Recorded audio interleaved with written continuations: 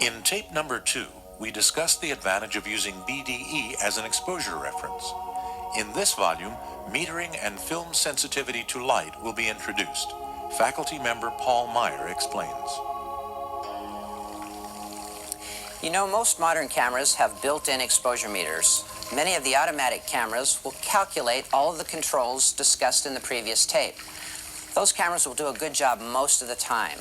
However, there are situations where the photographer chooses to alter the meter-indicated exposure for a desired effect, or when the meter inappropriately calculated the exposure.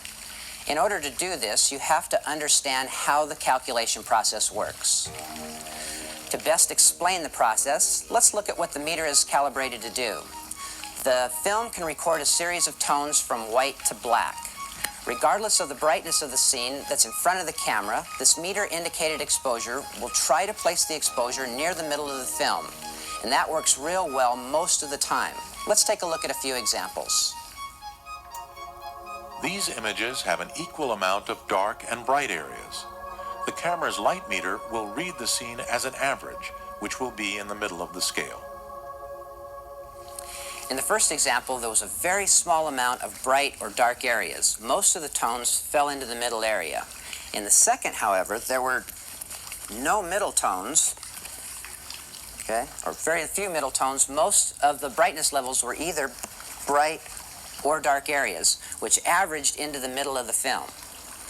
In a scene whose brightness values are high, the meter does not understand that the scene should be predominantly bright and will try to place it in the middle.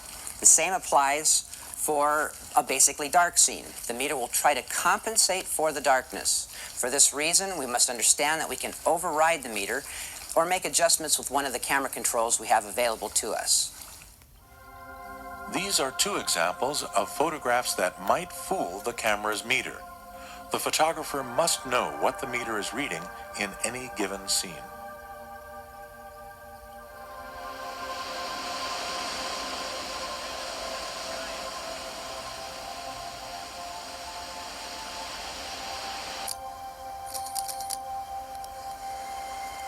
We're in a shooting situation here where the sun has dropped below 20 degrees, and we no longer have a basic daylight exposure.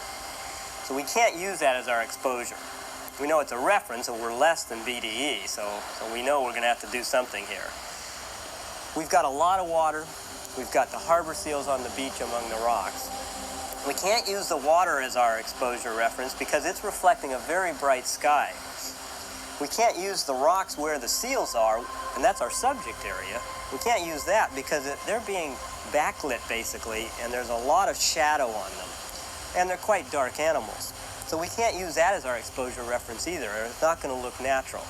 So what I'm going to do is when the water recedes, I'm going to meter an area of the beach that is drying up a little bit as the water goes out. And I'll use that as my basic exposure.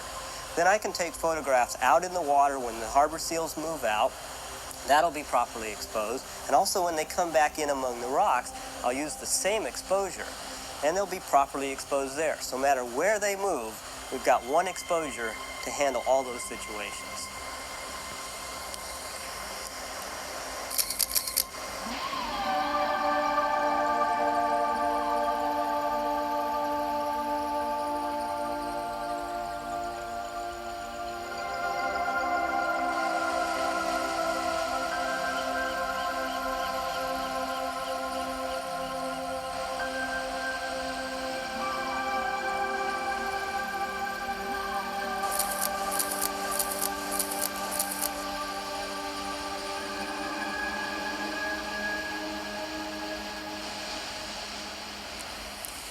We've been watching Ralph use his knowledge of how the meter-indicated exposure tries to fit the scene into this middle value, 18% gray. The scene was changing, and he found something in the middle to point his meter at to give him the appropriate exposure.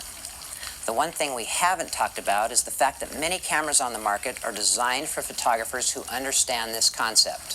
Some cameras are marked with a +1, +2 on their meters. If you think of this middle value as being 0, and a white with detail being a +2 value, What that means is the +2 is 2 stops away from middle gray. So a scene with a lone skier on a white snow-capped mountain would require that you use the +2 setting on your camera. This, in effect, is increasing your exposure from a normal reading by 2 stops. Likewise, a scene that was predominantly black with detail would be considered a -2. You could set your meter on -2 or decrease your exposure by 2 stops by using a smaller aperture or a faster shutter speed. There are also brightness values in between the middle gray, such as a +1 and a -1, which are only 1 stop away from the middle point. In other words, from white with detail to black with detail, there are 4 stops in between the 5 values. The plus and minus settings on this Nikon camera allow photographers the ability to control how his or her meter views a particular scene.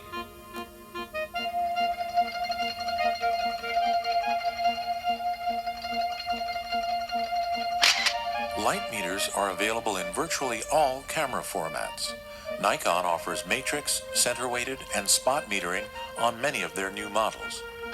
Hasselblad has introduced a very accurate metering system on their medium format cameras called tonal contrast control. Sinar has a very sophisticated film plane metering probe which allows commercial photographers complete control in virtually any area of the large 4x5 film.